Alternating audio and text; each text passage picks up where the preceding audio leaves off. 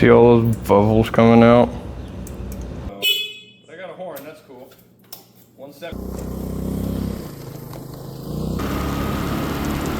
Hey guys, welcome back. So recently I became the proud owner of this beautiful piece of machinery right here. It is a, well, it's a scooter. I actually picked this thing up for 150 bucks. Now, you might be looking at it on the surface and be thinking, well, yeah, I mean, it looks worth about 150 bucks, but this thing fires right up and drives and does pretty much whatever I ask it to. It doesn't have a battery charger for some reason. Either the battery's just dead or it won't charge. I couldn't tell you why yet, but it's also got a really flat rear tire. So there is a couple of things that I'm gonna need to do to figure out how to get this thing operational again. Oh, also the front brake seized, which is kind of important. But anyways, I'll get to all that. But for now, stay tuned.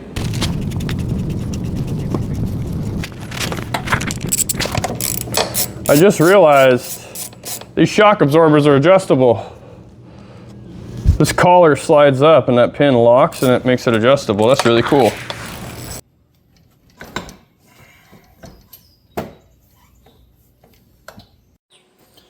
Now I don't know if this is gonna work or not, but Les Schwab said they can't change it for me. I went to this place called Cycle Gear. They told me it was a few days out till they can fix it, so I don't have that kind of patience, so I'm just going to try to do it myself with a C-clamp.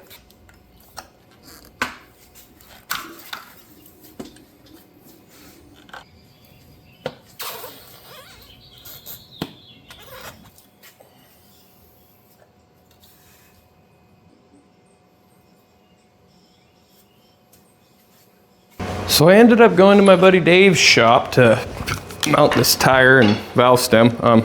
It went okay, real pain in the ass actually, but you know, it's on there, so I'm gonna go ahead and put everything back together.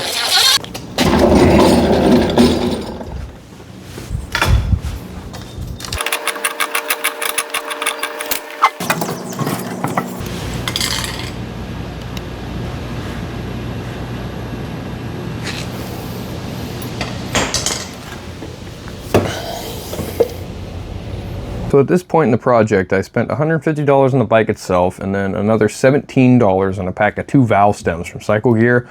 I also picked up a pair of gloves for like 55-ish bucks. I don't know if you want to count that. I'll go ahead and throw it in here. Grand total at this point is now around $230. I did pick up a dirt bike helmet at a garage sale for 10 bucks, so that got me riding pretty quick. And then my friend from work actually donated a much nicer helmet to me, which had a visor and all that.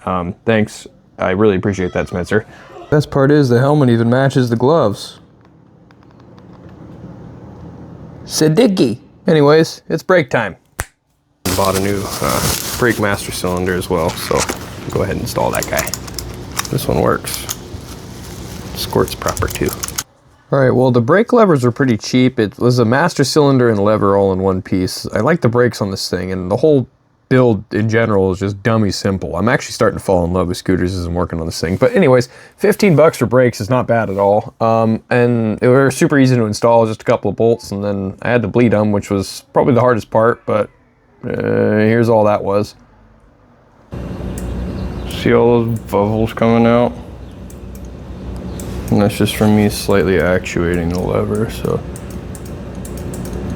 it means there's quite a bit of air in that system. See, lots of bubbles. It's fun.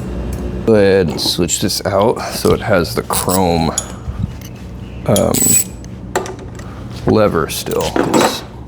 I like the chrome lever. It's cool. Makes me feel cool. Plus it matches the other one, so you know. I'll go ahead and throw that blinker back on here. Although the blinkers don't currently work. I will have to figure that one out.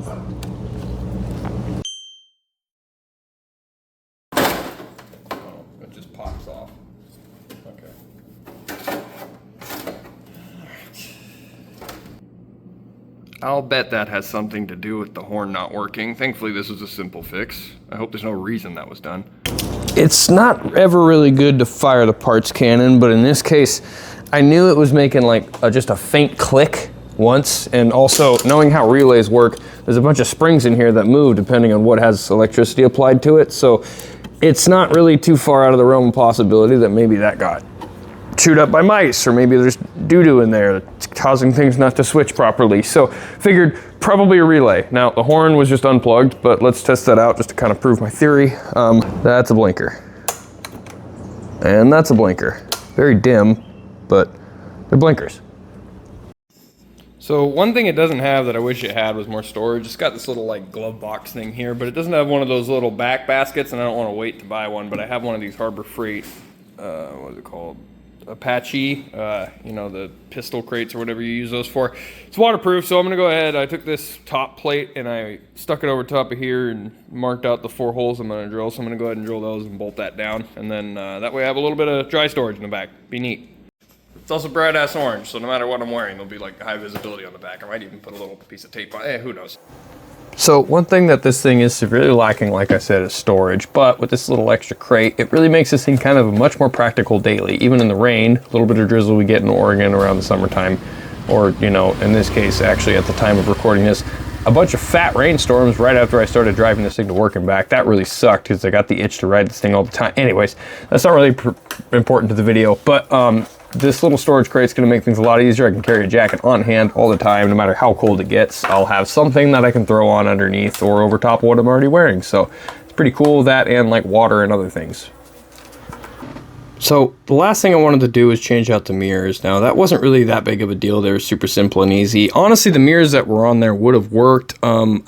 I did actually break the driver's side mirror. There is no driver's side. Anyways, I broke the left-hand mirror because I laid the thing out sideways in the backyard when I was dicking around with it, when I probably shouldn't have been because it had a flat tire at the time. But anyways, putting some new mirrors on there because being able to see behind you is kind of important when it's just you and no crumple zone, and people tend to be on their phones when they're pulling up to stoplights. So I'd rather be able to see when somebody's coming up behind me.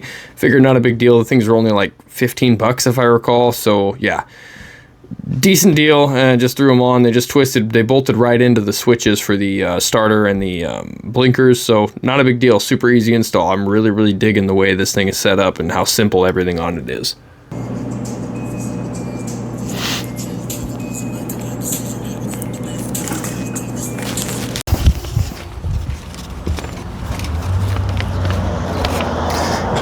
Got some fancy new brakes on her. Back tire holds there, and guess what? One last little thing though before I end this video is I'm gonna rip it down to the gas station to fill it up. Thanks for the helmet, Spencer. So all in all, I think that this is actually an absolutely killer deal with this scooter. Total invested in this thing from start to finish, I'm under $400. This scooter, I guess the tag was 30 bucks, but mechanically the thing runs awesome. The CVT is responsive, it's pretty torquey, and the odometer actually only showed about 380 miles at the time of getting it. I'm really impressed. This is legitimate daily now. The state I'm in kind of rains a lot, but me being a beginner rider is kind of the limitation there, and you actually can indeed ride in the rain. I see people do it all the time. I'm not there yet, but I basically drove it to work and back for a full week off rip, and this thing has not had any issues, at least nothing that I can identify yet. Haven't taken it on the highway, but you know, I don't think it's meant for that anyway. The thing kind of just feels like a toy mostly. I have taken it off-road a couple of different times, nothing too extreme, but it's fun to just toot around anywhere I really want to, so I like it. It's like a little trail scooter. Okay.